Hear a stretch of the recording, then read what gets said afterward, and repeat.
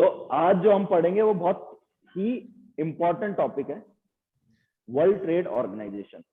Zero से लेके and तक पूरा समझेंगे, आज तक क्या सिचुएशन है। अभी तो 3 साल से तो कोविड बाबा जिंदाबाद है, तो कोई सिचुएशन नहीं है, कोई वर्ल्ड ट्रेड ऑर्गेनाइजेशन की। सब आज सभी सारी मीटिंग्स कैसे हो रही हैं, वर्चुअल मीटिंग्स हो रही है ना, वर्चुअल सबमिट हो रहे हैं। वर्ल्ड ट्रेड ऑर्गेनाइजेशन क्यों बनाएगी? ट्रेड, इंटरनेशनल ट्रेड को रेगुलेट करने के लिए। अब इंटरनेशनल ट्रेड से क्या समझते हो? इंपोर्ट और एक्सपोर्ट, ठीक है। कुछ चीजें इंपोर्ट हो रही हैं, कुछ एक्सपोर्ट हो रही हैं, ऐसे ही होता है क्या? ऐसे इंपोर्ट होता है, ऐसे एक्सपोर्ट होता है क्या?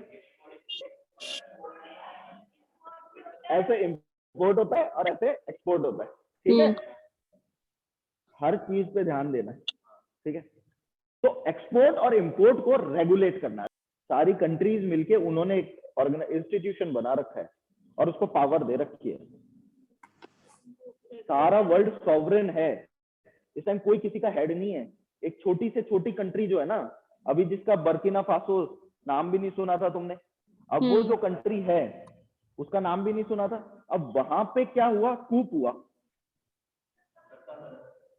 तख्ता पलट हिंदी में जिसको कहते हैं। तो हाँ, अलकायदा के जिहादिस्ट, उसकी कुछ ऑर्गेनाइजेशन जिन्होंने कर लिया, वो छोड़ो, उससे कोई फर्क भी नहीं पड़ता अपन को, है ना। हाँ, तो अब उसका नाम भी नहीं सुना, बट वो भी सॉवरेन नेशन है। जाके अमेरिका ऐसे नहीं उसके ऊपर पैर रख दिया, बोले अब मेरा, वो पहले होता था। तो कोई किसी का हेड नहीं है। देखो, अब डेवलप्ड नेशंस जो हैं, अमेरिका को ले लें अपन, यूरोपियन यूनियन वगैरह, वो डेवलपिंग कंट्रीज को पहले, यूरोप ने क्या किया था, डेवलपिंग कंट्रीज को कॉलोनी कैसे बनाया? गए तो बिजनेस करने थे, इंडिया में बिजनेस करने तो आई थी ईस्ट इंडिया कंपनी। कोई ऐसा तो था नहीं कि वो राज करने आए थे कि आके अटैक किया और जीत लिया हो, ऐसा नहीं हुआ था। ऐसे तो अलेक्जेंडर निकला था बेचारा, थक हार के वापस चले गए, है ना। बट ये कैसे आए? ये बिजनेस करने आए, आपको लालच देते गए और आप उस लालच में फंसते गए। तो डब्ल्यूटीओ का काम, मेनली काम क्या है कि जो वर्ल्ड ट्रेड है ना, वो उसको रेगुलेट किया जा सके, वो डिस्टॉर्ट ना करे।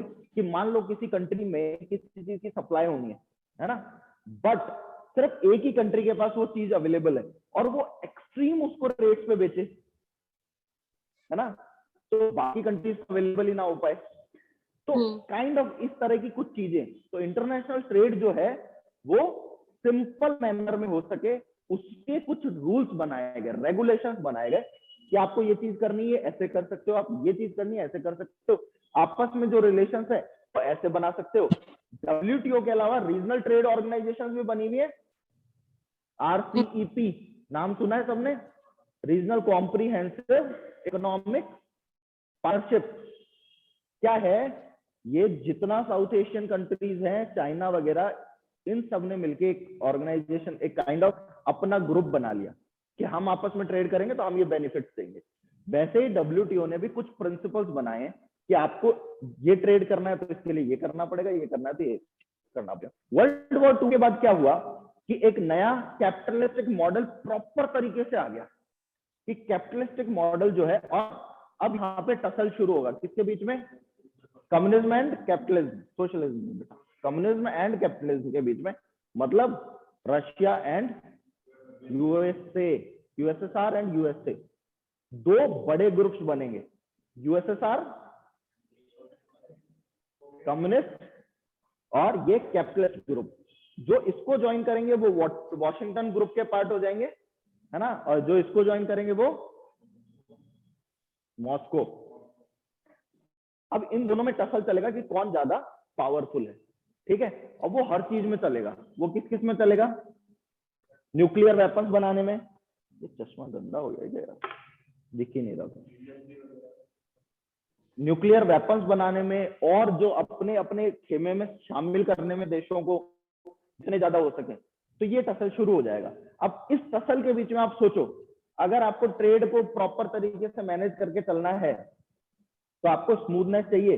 अब जैसे अफगानिस्तान के साथ हम ट्रेड थोड़ी कर सकते हैं, वहां तो लड़ाई झगड़ा ही चल रहा है ना। सीरिया के साथ हम ट्रेड थोड़ी कर सकते हैं, ईरान के साथ हम ट्रेड नहीं कर सकते क्योंकि सैंक्शंस लगे हुए हैं उस पर। अब इन चीजों को स्मूदन करने के लिए एक ऑर्गेनाइजेशन की जरूरत थी, ठीक है।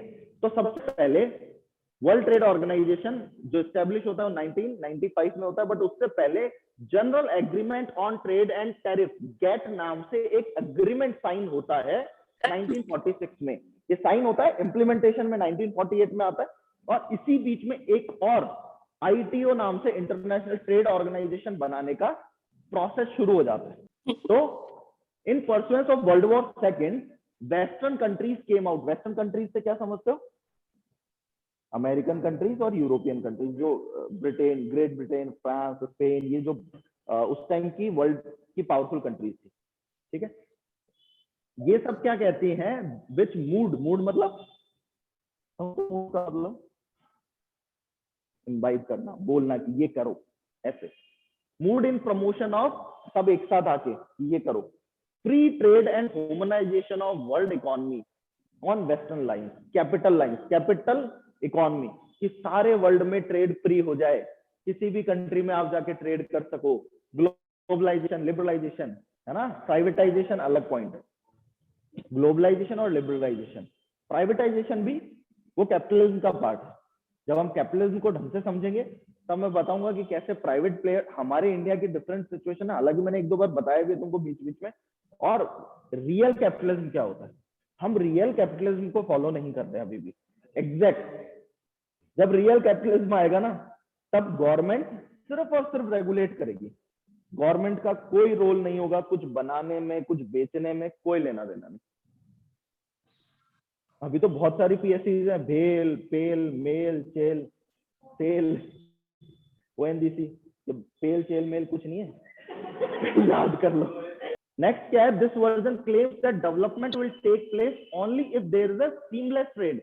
इनका कहना था कि सब पूरे वर्ल्ड को डेवलप होना है ना, तो ट्रेड एक मस्ट है, नेसेसरी है कि सीमलेस ट्रेड हो, पूरे वर्ल्ड में कहीं पे भी इजीली ट्रेड किया जा सके, कोई भी उसमें वो ना हो। पहले इंडिया 1991 तक क्या था?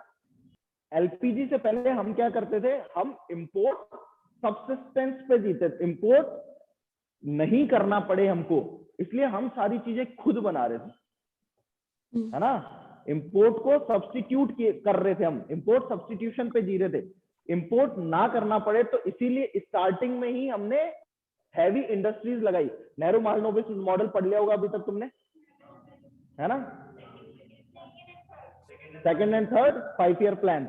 नेहरू मालनोबिस मॉडल में एग्रीकल्चर नहीं आ रही बेटा, हैवी इंडस्ट्रीज, बड़ी जो इंडस्ट्रीज है ना, स्टील, आयरन, कोल, ये जो बड़ी इंडस्ट्रीज है, कोर इंडस्ट्रीज को, इलेक्ट्रिसिटी, है ना, सीमेंट, ये जो सारी इंडस्ट्रीज है, इनको डेवलप करने के लिए बड़ी बड़ी फैक्ट्रीज लगाई गई। हमने सारी इंडस्ट्रीज खुद लगाई, जिससे हमको ये इंपोर्ट ना करना पड़े, इंपोर्ट सब्स्टिट्यूशन कर सके हम, इंपोर्ट ना करनी पड़े, हर चीज को इंपोर्ट करना पड़ता। और हमारे पास इतने पैसे नहीं थे कि हम दे सके इंपोर्ट के लिए हर एक को उस टाइम, ठीक है। तो हमने क्या किया, इन खुद फैक्ट्रीज लगानी स्टार्ट किया, और 1991 में जाके ग्लोबलाइजेशन को कब अलाउ किया? जब आईएमएफ ने कंडीशंस रखी लोन देने के लिए, ठीक है। वो आगे पढ़ेंगे, लिबरलाइजेशन, ग्लोबलाइजेशन और प्राइवेटाइजेशन को डिटेल में, तब हमने अलाउ किया। अब उसके बाद क्या होता है? अब उस टाइम पीरियड पे आप समझो, डेवलपिंग कंट्रीज हैं सारी, अगर वर्ल्ड की सारी कंट्रीज हमको इंपोर्ट देके, cash book diplomacy, cheque book diplomacy कल बताई मैंने, है ना। चेक बुक डिप्लोमेसी के हिसाब से अपन को मान लो कोई कंट्री बहुत सारा लोन दे देती है, अमेरिका जैसे पाकिस्तान को दे रखा है। अब पाकिस्तान, चाइना ने, यूएस ने भी दे रखा है ना, तो पाकिस्तान में यूएस का नेवल बेस भी होगा, पाकिस्तान में नेवल का एयरफोर्स बेस भी होगा यूएस का। इंडिया में है क्या? क्यों नहीं है? हमने किसी से लोन नहीं लिया, ना हमारे कंट्री में चाइना का कोई एयरबेस है, ना कोई किसी भी कंट्री का हमारे कंट्री में एयरबेस नहीं है, बट फ्रेंडली रिलेशंस के हिसाब से दे रखे हमने, परमिशन दे रखे कि आप उतार सकते हो हमारे बेस पे, तुम्हें नहीं बनाने देंगे तुम्हारा बेस, क्योंकि हमारा सिक्योरिटी कंसर्न है। और बड़ी जितनी भी कंट्रीज है उनमें नहीं मिलेगा आपको। हाँ, फ्रेंडली रिलेशंस पे मिलता है, ठीक है, फ्रेंडली रिलेशंस है तो मिलता है। तो अगर उस टाइम हम लोन ले लेते इन कंट्रीज से, और ट्रेड में वो हमको इस तरह की कुछ ऐसी पॉलिसीज बना के, कुछ ऐसे चीजों की वजह से हमको फंसा सकते थे, जैसे पहले फंसाया। पहले तो चलो बावड़े भी थोड़े ज्यादा थे, हम भोले लोग रहे इंडियंस, है ना। और एक नेशन का वो फॉर्मेट ही नहीं था माइंड में कि देश भी कुछ है। वो सोचते थे आएगा अशोका फिर दूसरा देश बना लेगा, ये वाला हिसाब। अकबर आया, ओहो अकबर, अकबर है पूरे देश का राजा। अकबर गया, बोले अब तो सारे राजा अलग अलग देश हो गए, है ना। एक हिंदुस्तान माइंड में तो था लोगों के कि हिंदुस्तान बहुत वो है, विश्व गुरु थे हम, वो कॉन्सेप्ट थे सारे। पर इन रियलिटी पिक्चर जो कॉमन आदमी था ना, उसके दिमाग में ये चीजें गायब हो गई थी। ये किसके दिमाग में थी? इंटेलेक्चुअल लोगों में, ऋषि मुनि जो थे या फिर पढ़े लिखे जो लोग थे उस टाइम के, उनके दिमाग में ये चीजें थी। बट जो कॉमन आदमी था उसके दिमाग में ऐसा कुछ नहीं था। उसके दिमाग में तो ये था कि ये गांव मेरा देश, ठीक है। तो इसलिए चलो अब आगे पढ़ते हैं। समझ आ गया कि इंडिया के पर्सपेक्टिव से बताया मैंने तुमको कि क्यों डब्ल्यूटीओ की जरूरत थी, ठीक है। फिर टू ब्रेटन वुड्स इंस्टीट्यूशन आते हैं, आईएमएफ एंड वर्ल्ड बैंक। ये सजेस्ट करते हैं कि एक इंटरनेशनल ट्रेड ऑर्गेनाइजेशन बननी चाहिए। हवाना एग्रीमेंट एक होता है जिसके बेसिस पे ये इंटरनेशनल ट्रेड ऑर्गेनाइजेशन का कॉन्सेप्ट आता है कि इंटरनेशनल ट्रेड ऑर्गेनाइजेशन बननी चाहिए।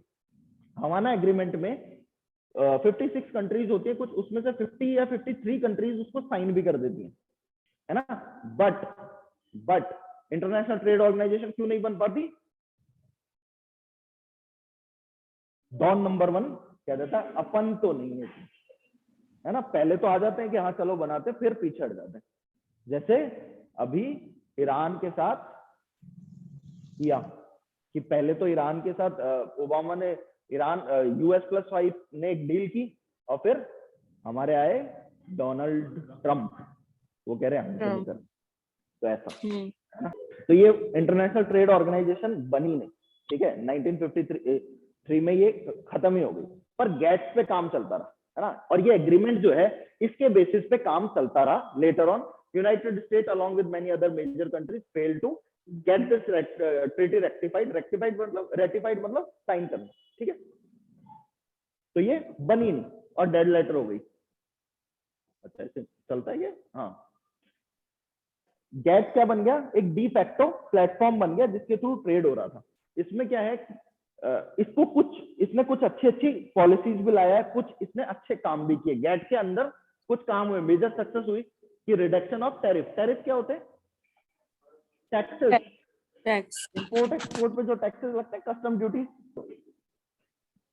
एक तो रिडक्शन इन टैरिफ, जो इंपोर्ट एक्सपोर्ट पे टैरिफ लगा रखा था, जैसे कंट्रीज जो है, तुमको जैसे मैंने एक ड्यूटी समझी, एंटी डंपिंग ड्यूटी कल समझी होगी तुमने, ऐसे नॉर्मल कस्टम ड्यूटीज भी लगती है।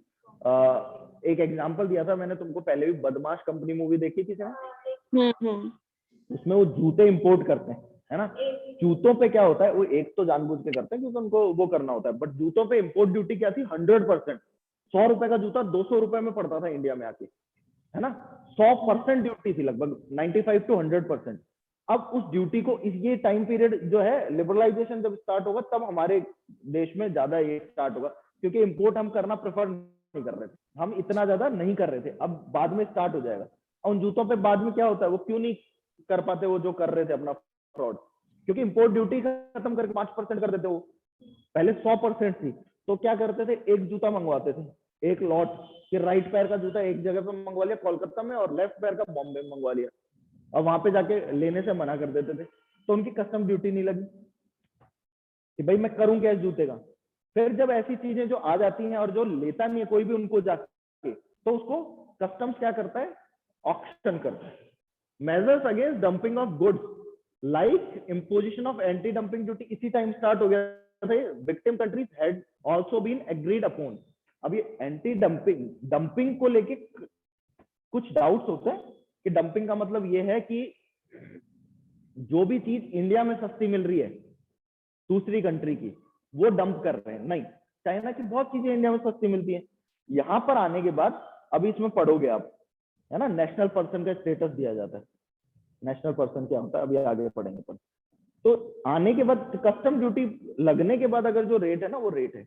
बट अपने ही मार्केट में कोई चीज इवन कई बार लॉस में भी देते हैं डंप करने के लिए, यहाँ का मार्केट खराब कर दे, उससे पूरी इकोनॉमी पे इम्पैक्ट होता है अचानक से, ठीक है। तो यहीं पे डंप करने के लिए, मान लो चाइना में जो चीज बन रही है ना, वो 10 रुपए की बिक रही है, उसी को 8 रुपए में इंडिया में बेच रहे हैं। अरे तुम तुम्हारे मार्केट में 10 की बेच रहे हो तो 10 की तो दोगे, इसलिए। ठीक है, वो अलग कल समझ आ जाओ तुमको अब क्या। It was signed in Geneva, only 23 countries by 1986 when Uruguay round. अब इसमें एक उरुग्वे राउंड स्टार्ट हो गया। उरुग्वे राउंड का मतलब समझो, ये बार बार कई राउंड आएंगे। उरुग्वे राउंड मतलब उरुग्वे में एक मीटिंग स्टार्ट हुई जो चलती जाएगी जब तक उसका कोई भी सोल्यूशन नहीं निकलेगा। चलती कैसे जाएगी, ऐसा नहीं वहीं बैठे हैं, बार बार मिलेंगे, बोले आज तो मैं खाना नहीं खाऊंगा, सोल्यूशन करके जाएंगे। बार बार वही सेम राउंड की मीटिंग, वही उन्हीं चीजों को डिस्कस करते रहेंगे, वो उनके सोल्यूशन पे आने की कोशिश करेंगे। जो कंक्लूड होगा 1995 में उरुग्वे राउंड, इसके कंक्लूजन से बनता है WTO। उरुग्वे राउंड के, इसलिए इसको याद रखना जरूरी है हमारे लिए कि उरुग्वे राउंड के कंक्लूजन से क्या बन रहा है, WTO। उसको क्या कहा गया, मरक्केश ट्रीटी। मोरक्को में हुई थी ये मीटिंग, उसकी कैपिटल है मरक्केश, मोरक्को की। मोरक्को का है नॉर्थ अफ्रीका में। 123 कंट्री इसकी मेंबर थी इस टाइम तक। इंडिया इसका फाउंडिंग मेंबर था क्योंकि इंडिया गेट्स का मेंबर था 1946 में। ठीक है, गेट का मेंबर था, गेट्स नहीं, गेट का, गेट से एक अलग एग्रीमेंट, गेट का मेंबर था, तो इंडिया इसका फाउंडिंग मेंबर था। चाइना ने WTO को ज्वाइन किया 2001 में और रशिया ने 2012 में। अब क्या हुआ, गेट की जगह WTO को क्यों लाना पड़ा, है ना? उसमें भी क्योंकि गेट में कुछ क्या थे, कुछ प्रॉब्लम्स थी। गेट उतना ज्यादा सक्सेसफुल नहीं हो पा रहा था। क्या क्या प्रॉब्लम थी? फर्स्ट ऑफ ऑल, एक इंस्टीट्यूशनल स्ट्रक्चर नहीं था, एक सिर्फ एग्रीमेंट ही तो था। नहीं माना तो क्या कर लोगे, कोई डिस्प्यूट रेजोल्यूशन का प्लेटफॉर्म नहीं था, आप कर क्या लोगे, है ना? एक एग्रीमेंट था ओनली, इंस्टीट्यूशनल स्ट्रक्चर नहीं था। GATT by itself was only the set of rules and multilateral agreement. ठीक है, इसलिए एक इंस्टीट्यूशनल स्ट्रक्चर का आना जरूरी था। पहले भी ट्राई किया गया ITO के थ्रू, बट वो बन नहीं पाई, तो इसलिए लाना ही था। It did not cover trade in services, बहुत इंपॉर्टेंट है, सर्विसेज का ट्रेड। इसका मेन फोकस था टेक्सटाइल पे, मतलब हाँ टेक्सटाइल वगैरह, फाइबर्स वगैरह, इन पे इसका मेन फोकस था। WTO की को लाने की जरूरत क्यों पड़ी? गेट जो था, एक एग्रीमेंट चल रहा था, वर्ल्ड में तो काम चल रहा था ना, उसकी जगह। इसका रीजन क्या है, एक तो इंस्टीट्यूशनल स्ट्रक्चर नहीं था, एक इंस्टीट्यूशन नहीं था ना, एक सिर्फ एग्रीमेंट था। अब WTO क्या है, एक इंस्टीट्यूशन है जिसके पास डिफरेंट डिफरेंट पावर्स हैं और उसको पूरे वर्ल्ड ने मिलकर बनाया है। पूरा वर्ल्ड लगभग उसका मेंबर है, क्योंकि ट्रेड का तो सबको जरूरत है ना, इंपोर्ट एक्सपोर्ट की तो सबको जरूरत है, लगभग सब मेंबर बनेंगे। हालांकि 163 मेंबर है अभी। ठीक है, इसका लेटेस्ट मेंबर कौन बना, ये भी तुम्हारा होमवर्क है। इसने it did not cover trade in services. Services मतलब जितनी भी सर्विसेज होते हैं, जैसे सॉफ्टवेयर बना के TCS, इन्फोसिस, ये क्या दे रही है, सर्विसेज। होटल इंडस्ट्री क्या प्रोवाइड करती है, सर्विस। आप होटल को खरीद के तो नहीं ले जा सकते घर पे कि ये वाला कमरा अब मेरा, पैसे दे दिए मैंने, उसमें जाओ एक दिन को क्या चले जाओगे, यही होता है ना। तो वो सर्विस प्रोवाइड करवा रहे हैं आपको ना। आप उसका पिलो कवर ले जा सकते हो, ना चादर ले जा सकते हो, वहां से कुछ नहीं ले जा सकते। वो छोटे छोटे बस वो शैम्पू और वो ला सकते हो। ये जो मैं तुमको पढ़ा रहा हूँ, अब तुम यहाँ से कुर्सियां तो उठा के नहीं ले जा सकते, सर फीस दिए कुर्सी ले जाएंगे। तुम सिर्फ और सिर्फ नॉलेज ले जा सकते हो। This is intangible. और सर्विसेज क्या होती है, इनटेंजिबल, जिनको छुआ ना जा सके। ठीक है, ये कुर्सी टेंजिबल है। तो सर्विसेज में गेट में कोई प्रोविजन नहीं था कि सर्विस इंडस्ट्री को लेकर उसका कोई प्रोविजन नहीं था। अब जैसे अभी मेडिकल टूरिज्म बहुत ज्यादा बढ़ रहा है। मेडिकल टूरिज्म मतलब हेल्थ टूरिज्म भी बोलते हैं जिसको, कि लोग इलाज करवाने के लिए इंडिया में आ रहे हैं, क्योंकि इंडिया की जो मेडिकल फैसिलिटीज वगैरह है वो अच्छी है कंपैरेटिवली, नहीं लीस्ट डेवलप कंट्री अच्छी है, उसी क्वालिटी की है, बट चीप है। डेवलप कंट्रीज में मेडिकल बहुत महंगा है ना? क्यों? वहां पे हर कोई इंश्योरेंस करवा के रखता है। मैंने एक पॉइंट बताया था लास्ट परसों वाले वीडियो को, अगर तुमने देखा होगा, आउट ऑफ पॉकेट एक्सपेंडिचर क्या होता है। तो इसने intellectual property rights, intellectual property rights क्या होता है अभी पढ़ते हैं। It's main focus was on textile and agricultural sector. Intellectual right क्या होते हैं, इंटेलेक्चुअल प्रॉपर्टी राइट? इंटेलेक्चुअल का मतलब क्या, बौद्धिक। ठीक है, प्रॉपर्टी, बौद्धिक प्रॉपर्टी राइट। जैसे फॉर एग्जांपल तुमने कोई सॉफ्टवेयर बनाया और उस सॉफ्टवेयर पे तुमने पेटेंट ले लिया, तो वो तुम्हारी इंटेलेक्चुअल प्रॉपर्टी हो गई, तुमने इन्वेंट किया है, वो तुमने बनाया है। उस सॉफ्टवेयर को कोई और बनाकर यूज नहीं कर सकता। कॉपीराइट स्ट्राइक आती है ना। कॉपीराइट आप क्लेम कर सकते हो। अगर मान लो जैसे एग्जांपल के तौर पे कोई फार्मा कंपनी है, उसने कोई दवाई बनाई, अब उसने अपने इन्वेंशन के, अपनी रिसर्च एंड डेवलपमेंट के बेसिस पे वो दवाई बनाई है, उसमें कौन से केमिकल जोड़े, क्या जोड़े, अब वो जैसे ही दवाई बनेगी उस पर पेटेंट ले लेगा।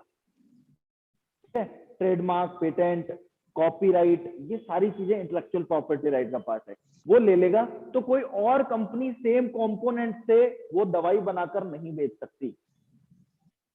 जैसे कैंसर वगैरह की मेडिसिन बहुत महंगी मिलती थी पहले, अब तो जेनरिक मेडिसिन आ गई, वो भी इसमें पढ़ेंगे, वो भी WTO का काफी उस पर लड़ाई झगड़ा चला है फार्मा सेक्टर में, है ना।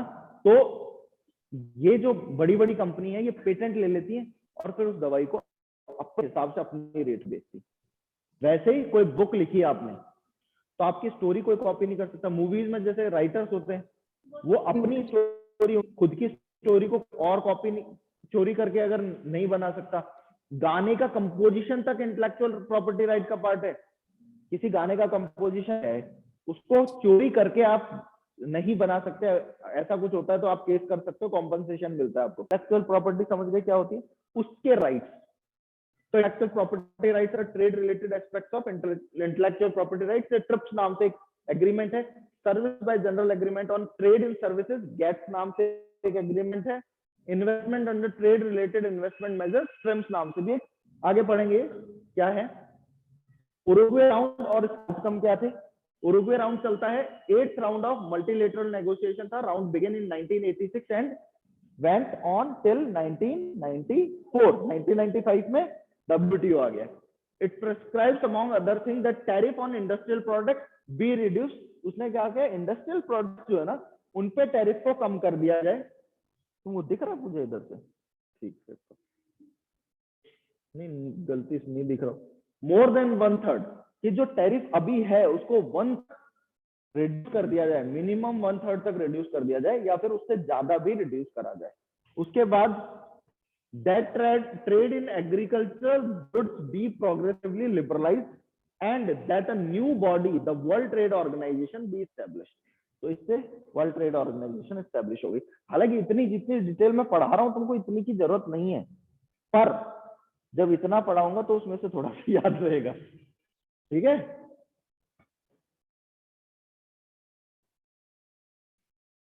प्रिंसिपल ट्रेडिंग सिस्टम क्या है WTO का, इसको समझना ये इंपॉर्टेंट है ना। उरुग्वे राउंड वगैरह तो इतना इंपॉर्टेंट नहीं, ये इंपॉर्टेंट।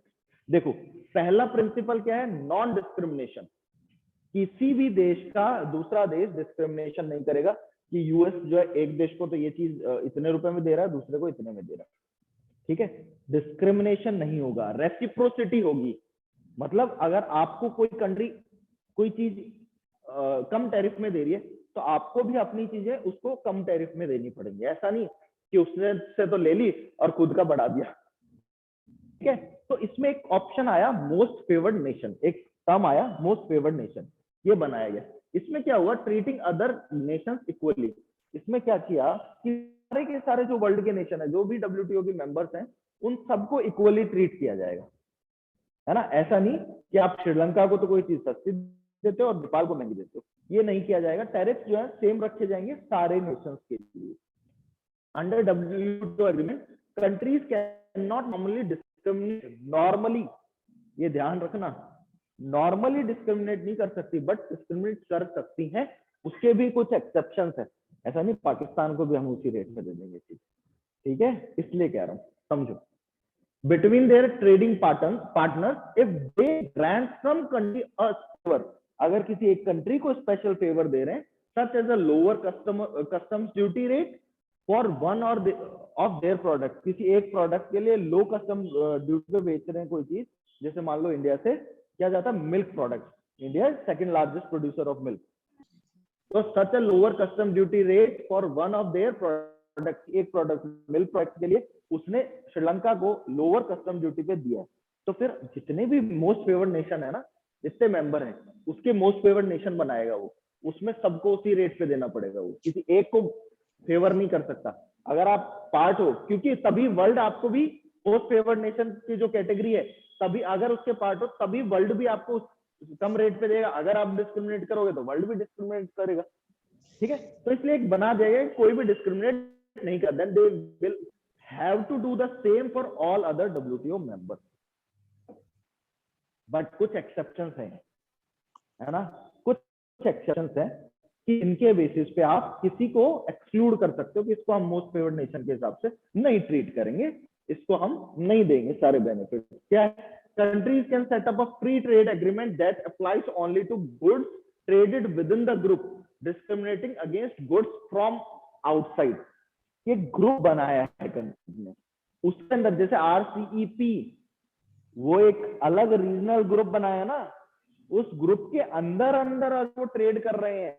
जैसे इंडिया का क्या है, शार्क नेशंस बनाया था हमने, वो अलग बात चलता नहीं है वो, है ना, इंडिया पाकिस्तान के में खराब होता रहता है, वो अलग बात है, बट शार्क नेशंस का ग्रुप बना। तो इनके अंदर अगर अपने पर्सनल कोई एग्रीमेंट होते हैं आपस में तो वो किए जा सकते हैं, पर्सनल आपस में गए हैं तो वो किए जा सकते हैं।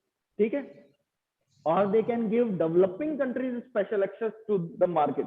डेवलप्ड कंट्रीज या डेवलपिंग आपस में स्पेशल एक्सेस दे सकती हैं एक दूसरे को मार्केट का। ठीक है, और a country can raise barriers products that are considered to be traded unfairly from a specific country and in service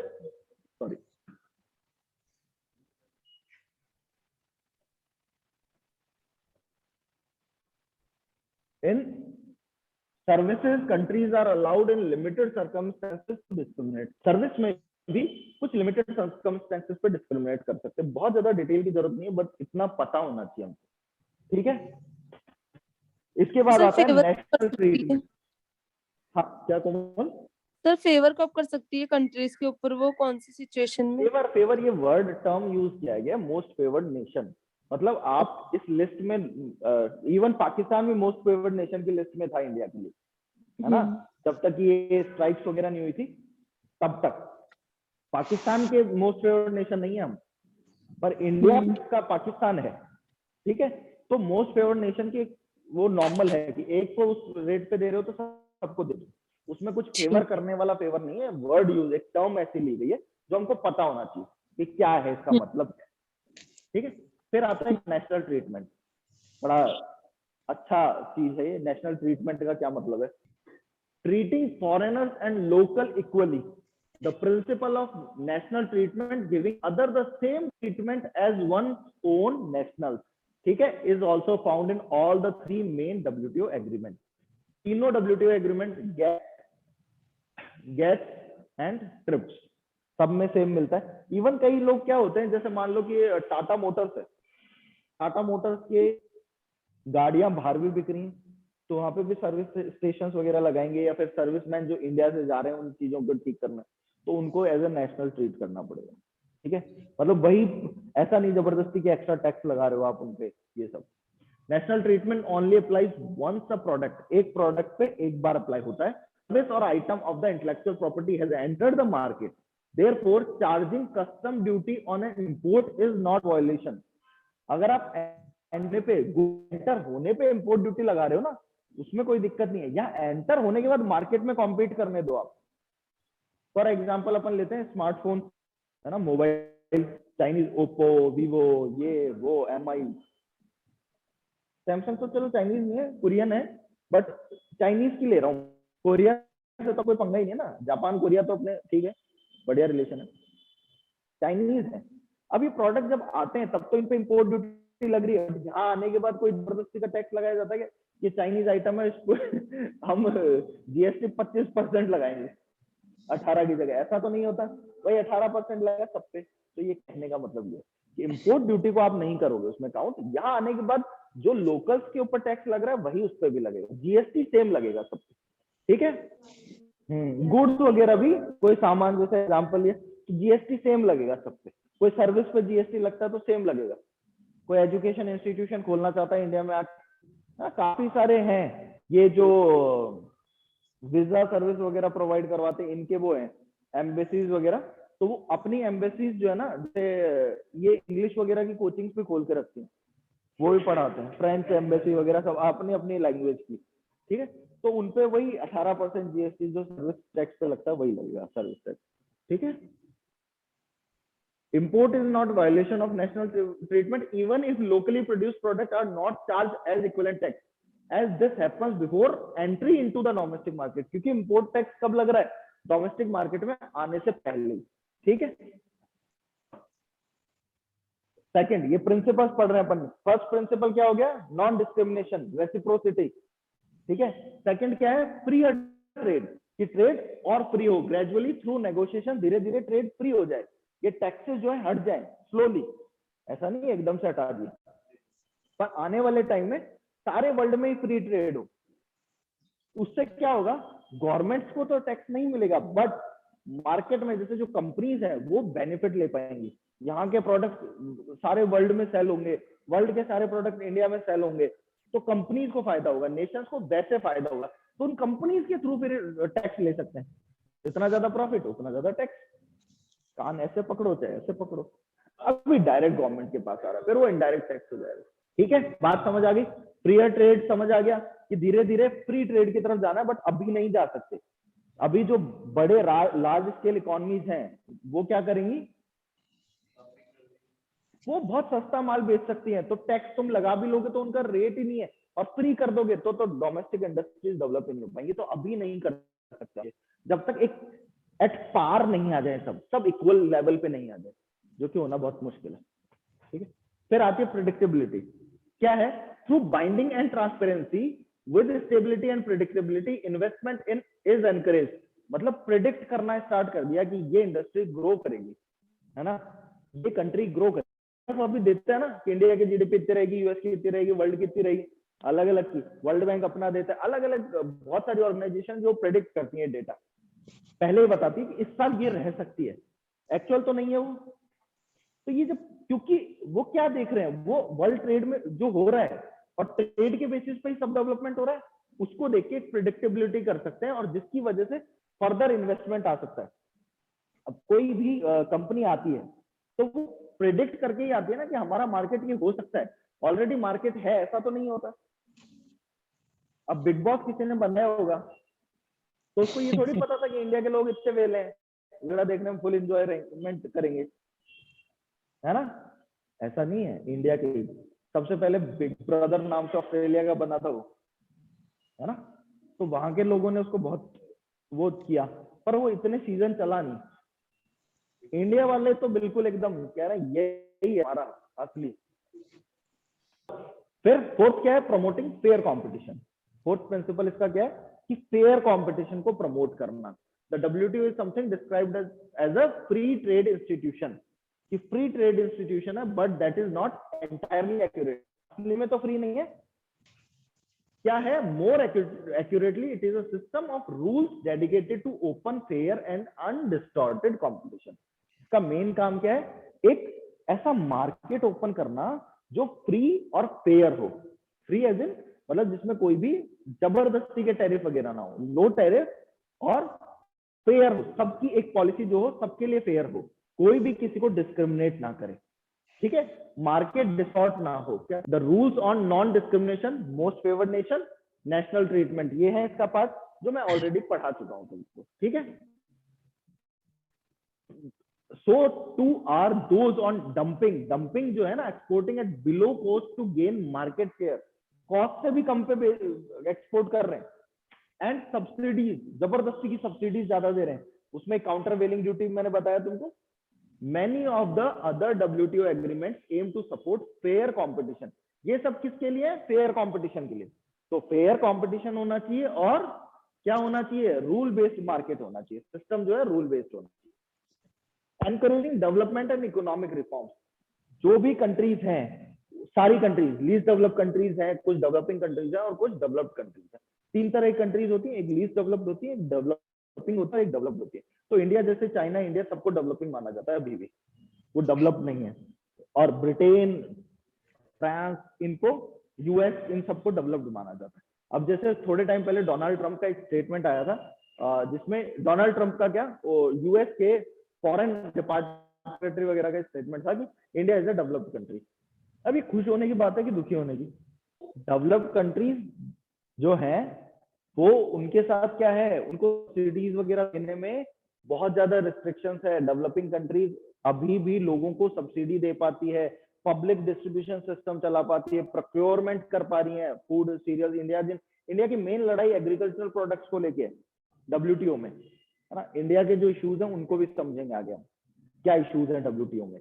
तो अभी अगर यूएस वो है, हम डेवलप्ड हैं, तो वो क्यों बोल रहा है? क्योंकि वो वर्ल्ड को बताना चाहता है ये डेवलप्ड हो गए, इनको मत दो तुम ये सब्सिडी वगैरह देने का राइट, है ना, इंटरनेशनल ट्रेड को।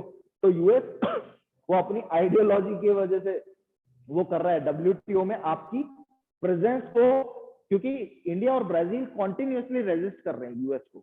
इंडिया, ब्राजील, चाइना यूएस की पॉलिसीज को, ये मैंने आपको पहले बताया, जिसके पास लाठी होती है उसी की बात मानी जाती है। तो यूएस के पास किसकी लाठी है? पैसों की, सोने की। जिसकी लाठी उसकी भैंस। बहुत पैसा है ना, वर्ल्ड का पूरा ट्रेड यूएस पे चल रहा है, डॉलर पे ट्रेड होता है सारा पूरी दुनिया का।